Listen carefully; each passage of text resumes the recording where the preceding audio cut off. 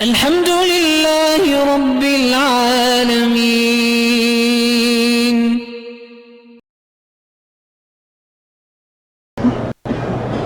ہمارے یہاں مدرسوں سے بچوں کو بلا کے قرآن ختم کراتے ہیں، یہ بدعت ہے۔ تم خود کرو، گھر والے پر بیٹھ کے پڑھو۔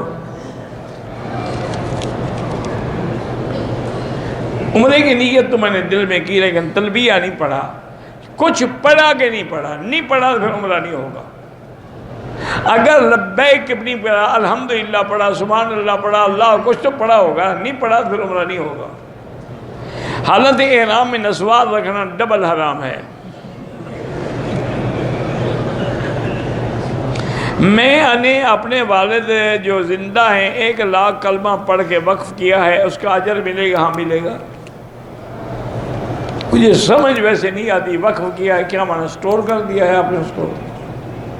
چابی آپ کے پاس ہے یا والد کے پاس ہے؟ بہرحال یہ کہہ دو کہ اللہ اس کا ثواب تمہارے والد کو دے۔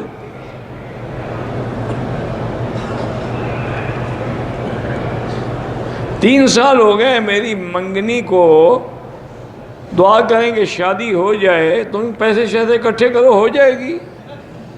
بھوکے ننگے کو کون دیتا ہے؟ 20 سال ہو گئے، بچہ نہیں ہوا۔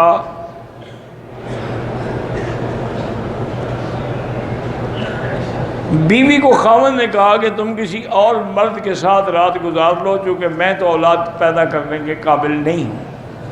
تو اب عورت کو نفرت ہو گئی ہونی چاہیے کہ ایسا بے غیرت اور دیوس آدمی ہے جو بیوی کو کہتا ہے کسی اور کے پاس جا کے رات گزارو۔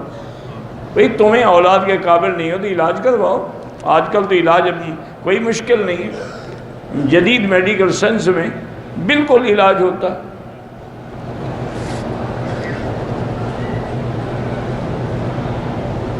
ہمارے ہوٹل کی کھڑکی سے حرم کی صفیں نظر آتی ہیں، چھوٹے بچے ساتھ، خواتین کمرے میں، باہر ان کو بھی چاہیے کہ باہر نکل کے صفوں کے پاس آئیں، یہ نہیں کہ کمروں میں بیٹھ کے پڑھتی رہیں۔ کمرے میں تو ویسے ٹیلی ویژن لگا لو تو سارا مکہ بھی نظر آئے گا، امام بھی نظر آئے گا، صفیں بھی نظر آئیں گی، تو پھر ٹی وی کو امام بنا لیا کرو ماشاءاللہ۔ جب نیت کرو گے تو یہی دل میں نیت ہوگا کہ خلف امام ٹی وی، اللہ اکبر۔ کیا عجیب لوگ ہیں۔ اور یار چند دن کے لیے آئے ہو، تمہیں اب مسئلے ہو گئے ہیں جی، بچے ہیں، بچوں کی تکلیف تھی تو کیوں تشریف لے آئے ہو؟ نہ لے آتے بیوی کو نہ بچوں کو، لے آئے ہو تو ان کو لے آؤ۔ دیکھا نہیں ہے لوگ 2-2 3-3 بچے اٹھا کے پھر رہے ہیں۔ ہم حج عمرے کا کام کرتے ہیں، اپنے ٹور میں شیعوں کو بھی لے آئیں، بہتر تو ہے کہ نہ لے آئیں، تاکہ وہ یہاں آ کر جو صحابہ کو سب کریں گے اس گناہ میں تم بھی شریک ہوگے، کیونکہ وہ لوگ تو مدینہ شریف جا کر ابو بکر و عمر میں سلام نہیں پڑھتے اور نعوذ باللہ تبرہ بھی کرتے۔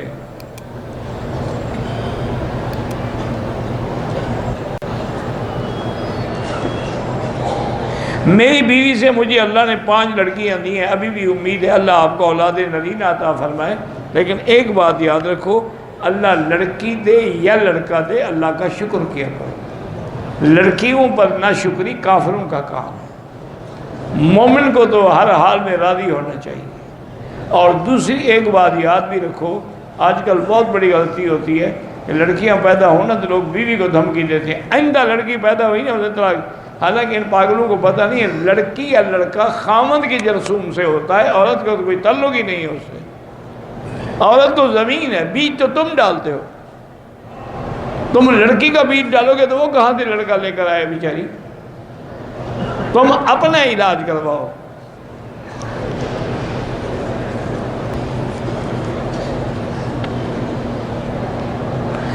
میری مدت حیض 9 دن ہے، تیسرے دن اور 7ویں دن خون نہیں ہوتا، تو اگر اس میں شوہر خواہش پوری کرنا چاہے تو حرام ہے جب تک آپ کے 9 دن نہ گزریں۔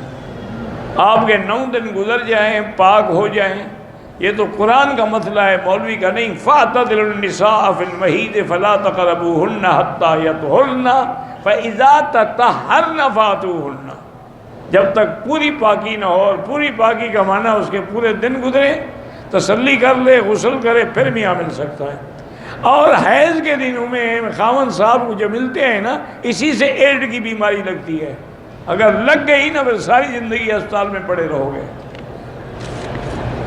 یہ ایڈز کیوں پھیلا ہے؟ اسی سے تو پھیلا ہے کہ لوگ غلط اعمال کرتے ہیں۔